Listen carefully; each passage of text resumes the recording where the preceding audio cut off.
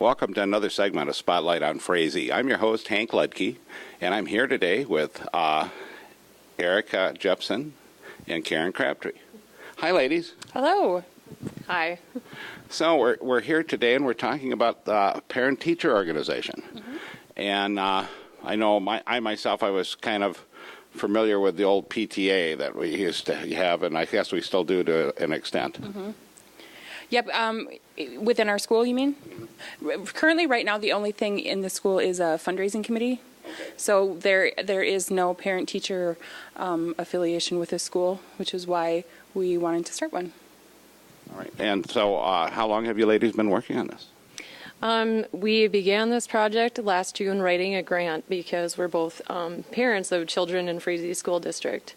And so we began by writing a grant to try to get this up and going. And when that was approved, we decided to start taking steps to get more educated about what it is and how we wanted to see it implemented.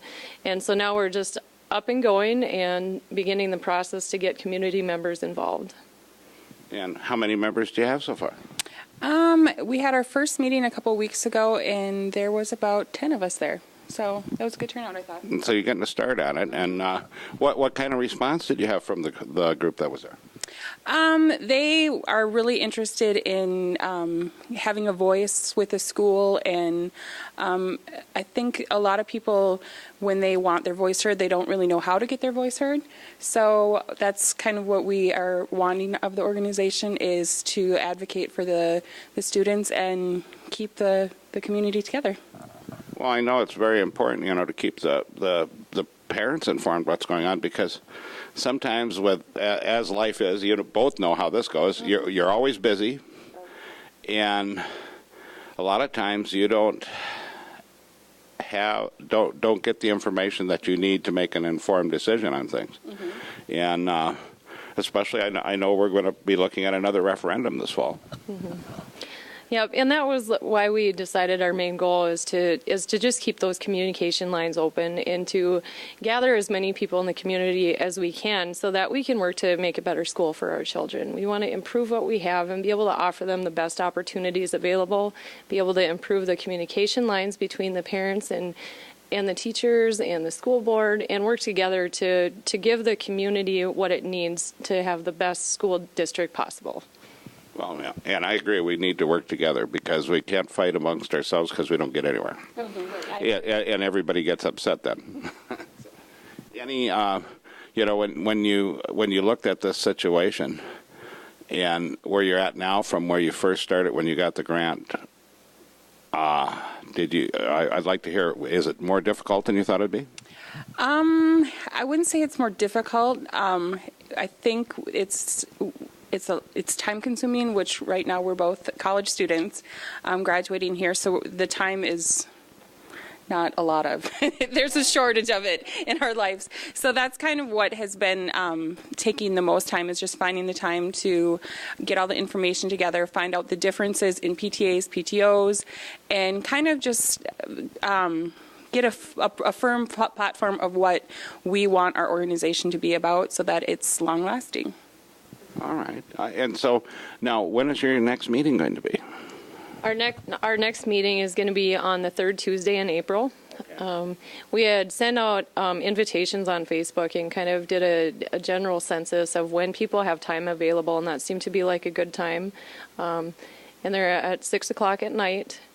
And currently we're holding the meetings in the basement of the Frazee Liquor Store in the White Pine Room. Children are welcome to come, so if you don't have daycare, we'll have a place for them. That way it's not an issue with people attending.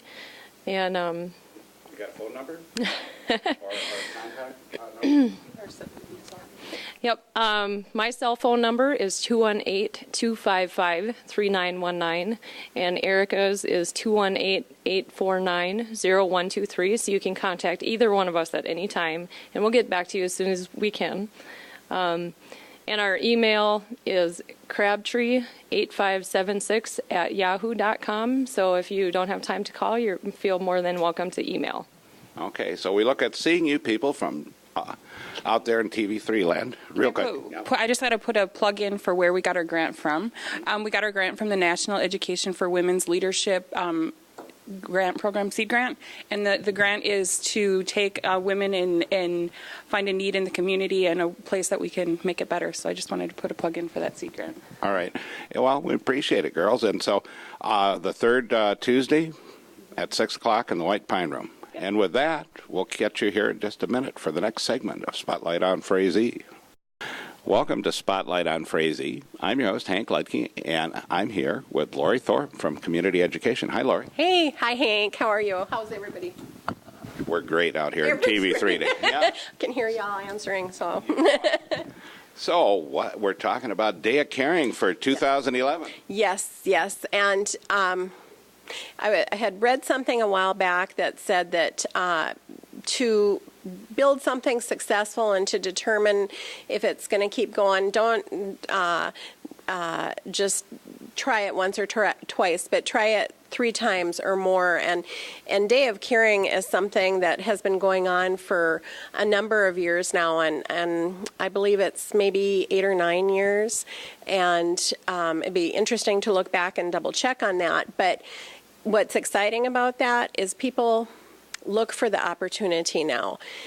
We've got a lot of elders in the community, especially elderly and disabled, and also the municipalities, like the cities of Frazee and Vergas, and Wolf Lake Lions always treat our student group really well. But it's just that connection with people. Well, and I know it helps us a lot here at the cities, just going around cleaning up the parks and, like you say, helping the seniors with what they need. Mm-hmm. Yep. To explain a little bit about Day of Caring, it's a partnership with between United Way Partners with a number of area schools. And so then community education helps by taking work requests from people.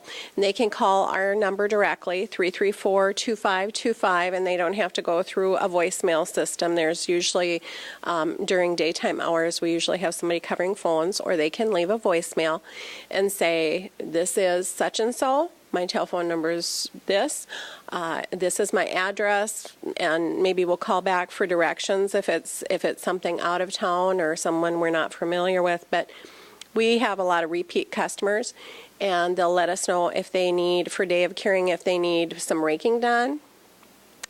Teams will wash windows, move yard furniture, move a wood pile. Yeah, basic cleanup for the spring. And it's a great thing, and it's really exciting to see all the kids get out there and help, because it does make a difference. Last year we got rained out, and we saw the difference on that. We never did catch up on our projects around the city, just because of not having the help of the kids. Yep.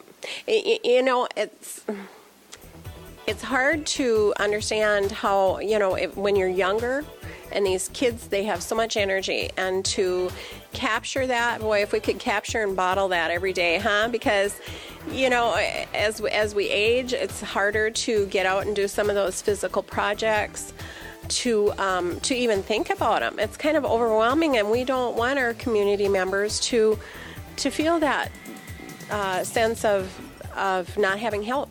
You bet. So, look for us May 4th. We're having Day of Caring, and you can call Lori at 334-2525 for the information. Thank you for being on the show, Lori. Thank you, Hank. Appreciate it. Take care. And we'll see you next week on Spotlight on Frazee.